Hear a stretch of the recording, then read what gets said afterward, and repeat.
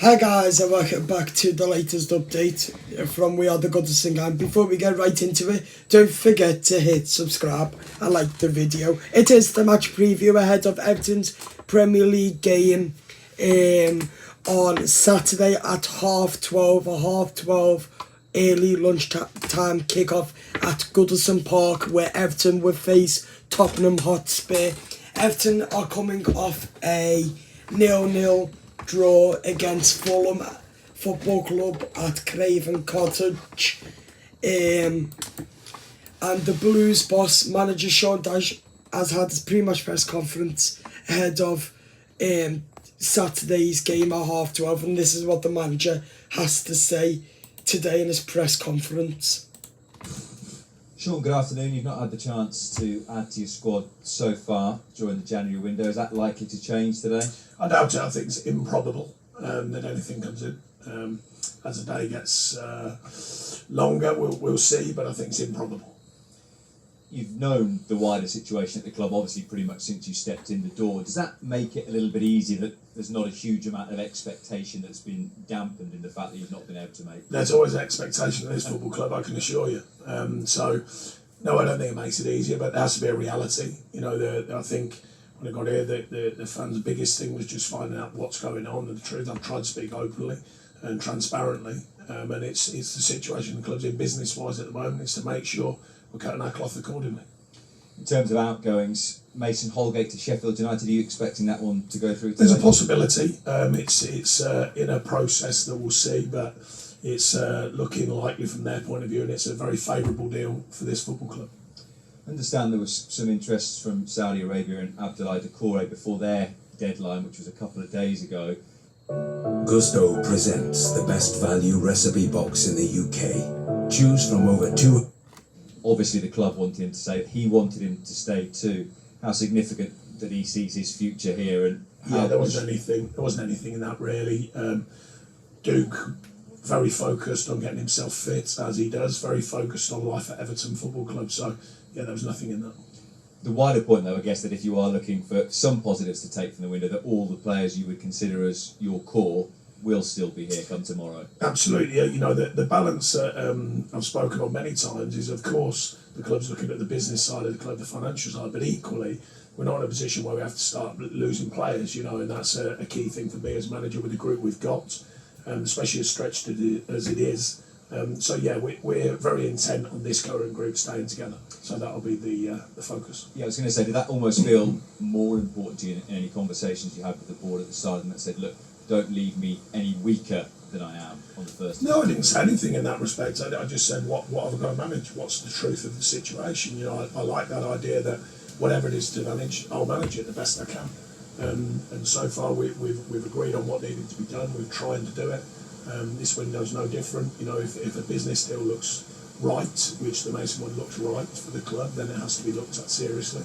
And from our point of view, anything going out the building will have to be a situation that was favourable to us in the sense of getting minutes in some of the younger players, experiencing some of the younger players. But the main first in group is definitely keeping that together, and that's been a key focus because we know it's a season's work and we need everyone currently and never more so with the injuries that we've got. Just wanted to throw a couple of stats your way. Across Europe's top 5 leagues, only Barcelona and Bayern Munich have missed more big chances than Everton this season. You're also underperforming your XG more than any other team across Europe's top 5 leagues. What does that tell you? Well, it tells you you've got a competitive side that's performing in the right way to create all them things, but you've got to score a goal. You know, the braveness to miss is always key for me, you know, and I think, you know, it's the demand on the side of each other, you know, not just us as coaches, me as manager, it's about the group and the collective ownership. We ask them to work hard as a group defensively, and we're asking them to work hard in attack, which they are doing. And I think that it's a shared responsibility as well. You know, I've spoken to the players about everyone scoring a goal. You know, it's not about one person, it's about all of them. And I think the attitude's right towards it. The stats support the performances, and you know, I've always wanted to play effective football. Well, that's obviously very supportive. The other end as well, the clean sheets we're keeping. The balance is there, but the final moment, the moment of truth, that's the bit that pays you back, you know, and that moment of clarity, you know, in front of goal, or that final pass, that final delivery. So that's the the icing on the cake, if you like. A lot of the performance level stats are very strong, but you've got to make them, you've got to take advantage of them stats by scoring in one end and stopping at the other. That's one thing that hasn't changed. So we've got to make sure that we're focused on that. But it is pleasing in one way that the team is being effective to create them chances. Do those numbers, though, does that mean that's more of an individual thing for your players to work on, to stay behind, do some more finishing? Because that tells you that the structure of how you're trying to attack is right, the fact that you're creating things. No, I think it's a shared responsibility from the players. The thing is, it's coaches, as well. The thing is about it is that sometimes you can overthink it. Sometimes, the noise changes and it's like, why aren't you doing this, why aren't you doing that? Sometimes it's releasing that a little bit. Bringing that freedom around the front area of the pitch, bringing that freedom to take the chance. And I think, I never think we've been far away from that. We've hit the bar, I think one of the bar on the post the most in the Premier League, or equal. I think 14 or something like 14, 15. You're talking about inches away from the ball going in the goal.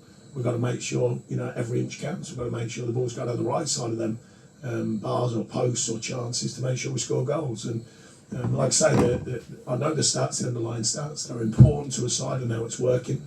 They're not the absolute definitive, So we need to get behind the Blue Boys on Saturday at lunchtime. Right, my predictions is going to be a 1-0 home win to Everton. Everton to win 1-0 at Goodison Park. 1-0 to Everton against Tottenham at Goodison Park. Okay, my predictions, here we are. In goal, Jordan Pickford, Ashley Young, James Tchaikovsky, Jared Branthwaite, Vitaly Mikalenko. In midfield, the returning of the international midfielder Idrissa Gana-Gueye, James Garner and Dwight McNeil. In front of them, Jack Harrison on the right, on the left, Lewis Dobbin, as Danjuma went off in the Fulham game injured, and up front, Dominic Calvert-Lewin. And that, my friends, is my starting 11, and my prediction is going to be a 1-0 win to Everton. Everton to win 1-0 at Goodison Park on Saturday at 12:30 lunchtime. But many measures, but it does show a sign of what you're doing and how the team's performing. Very positive signs generally, but no one worries too much. You've got to win a game, you've got to score goals. So that's the defining moment, is scoring goals and winning games. Thanks, Sean. Thank you. Excuse me. At the other end of the field, of course, it's clean sheets in 3 of the last 4. How pleased have you been with the defending? Bear in mind the fact you've had to change things around. Yeah, I mean, the strength of the group has been from the front backwards. We're asking the centre forwards to play their part, defending from the front, the wide players working hard, going through the midfield into the back 4 or 5, adding the keeper.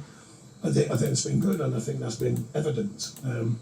And finding that balance to kind of be productive. The other end, where we are finding it, as we've just discussed, is now the real key moments. When you're doing both, and that's the biggest challenge in football, is to do both well, defend well and attack well.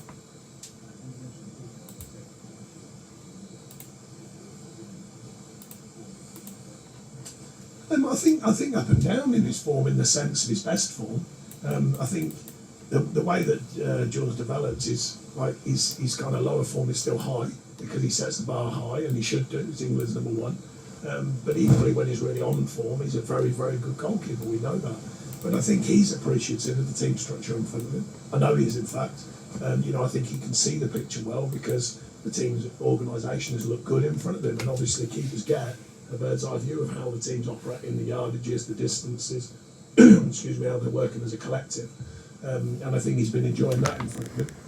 So that's a good measure of a keeper when they think the structure is right. I think it gives them confidence, and likewise the keeper gives the defending side of the defending side of the team, confidence as well. And we're on Tottenham, I want. Yeah, doing. I mean, they sign players, they sign quality, but he's adapted them to what he wants. I would imagine, I don't know him that well, but I'd imagine he's still working on that and getting it to where he really wants it to be. Play forward, run forward, they do that. They play forward, they get energy, they build it, and they do leave themselves open at times, and that's part of the balance of how he wants them to play, it seems. So I'm sure he's still refining it, but they're having a very strong season, that's for sure. And you saw last night the mentality to go with it.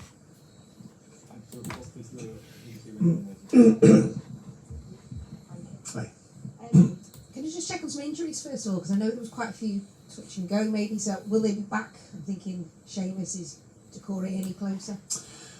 Duke's on the grass but not with us yet, so he's unlikely. We had a knock to Arnie, the game's coming quickly, so he's in doubt. Amadou's still a doubt, but he's touch and go. Seamus is getting more training in, so his injury's been good, but actually getting up to true match fitness. So he's a maybe. Young has done great, I thought, the other night, to play his first minutes in a long time, and I thought he did very well, so he's come through that well, and we're happy with that. So still ifs and buts, and they're not quite fully fit. So we'll have to make a decision on them over the next 24 hours. With no arrivals then and still a treatment room that seems pretty full, are you working with Paul Tate and the under-21s? I know Metcalf and Hunt were on the bench the other night. Is the plans for any of the younger players to be getting any game time? Well, the crossover since I've been here is trying to get the younger players developed through either going out and working with their group or crossing over with us. So there's a number who've done that, and it's good for them and it's good for us to see them. And it gives them a feeling of what the first team camp is like, if you like. So that's been good. Whether they'll start or not, it's a big ask for some of them, but we'll just try and get them around the group. They've already done that. And to keep them around the group, well, that's sort of a bonus for them in the sense of our injuries, because it allows them to get a feel of what it is to be Everton in the first team group. The volume of decisions not going Everton's way this season, if you go right back to the first game against Fulham, there was one there, and I could list them all and we'd be here for a while. I know you spoke about it the other night. Are there any plans, to list all these and ask them? No, I don't think so. I think it's an ongoing situation that we hope gets corrected over a season's work, but I don't think we've had our fair share of ones that go for us. And I think some have been really clear. There are some debates, obviously. The handball the other night, I did say afterwards, I think it's a harsh one if it goes against you. If it goes for you, with the way the rules on handball are, then you take it. A few people for it, just using that as an example, a few people said to me, it's a not deliberate act, because if it was deliberate, he'd put it in his own net. I don't think Ananas was deliberate the other week when he tried to just block a shot, and yet that was given.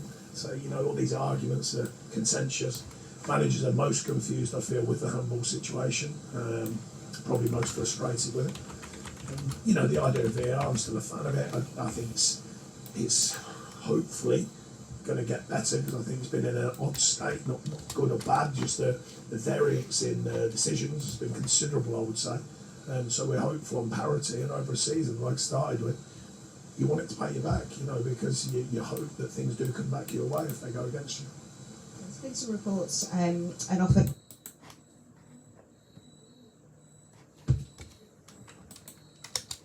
bide his time a little bit this season, hasn't he? Yeah, I did well. I did mention the other night, he did well, and I think his professionalism has looked after himself, and looked after us in the sense he's ready to play. The rest of the noise is just noise. I made it clear from a long time ago that the main group we've got will be staying.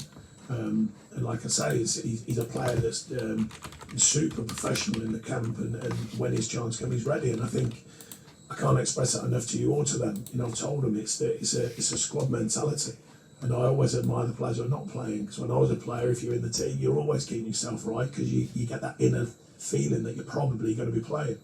When you're not, or you've got the opposite feeling, then how do you keep yourself right then? Because when the time comes, you're going to be asked to play. And I think the group have done fantastic with that. So always a maximum respect for people outside the squad, if you like, or the main team, not the squad.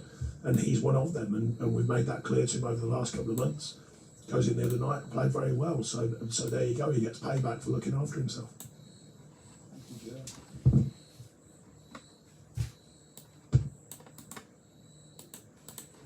Managing the squad you've got left, you seem to be losing players every game. It gets smaller and smaller, so the smaller your squad, the more times the players you've got left have to play, which increases the chance that they're going to get injured. I mean, how difficult a challenge is that for you? I mean, it's unfortunate in the sense, so to give you a bigger picture here, we've actually improved the stats of fitness, so therefore the players have been fitter for longer and available.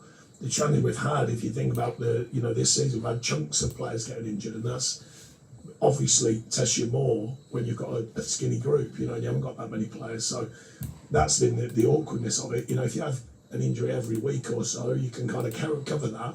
But when you get these groups of injuries all at once, and on top of the game schedule that's been pretty heavy coming out the back of last year and into this one, then that's difficult.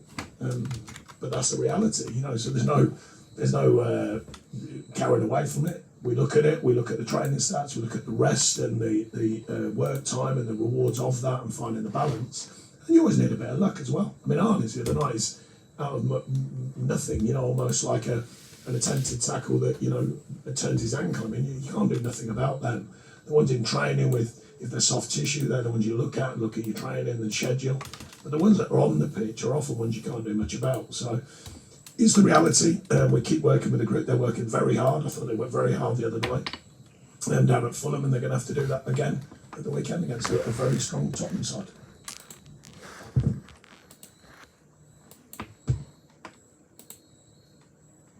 Yeah, he's recovering today, and then he'll be in tomorrow morning.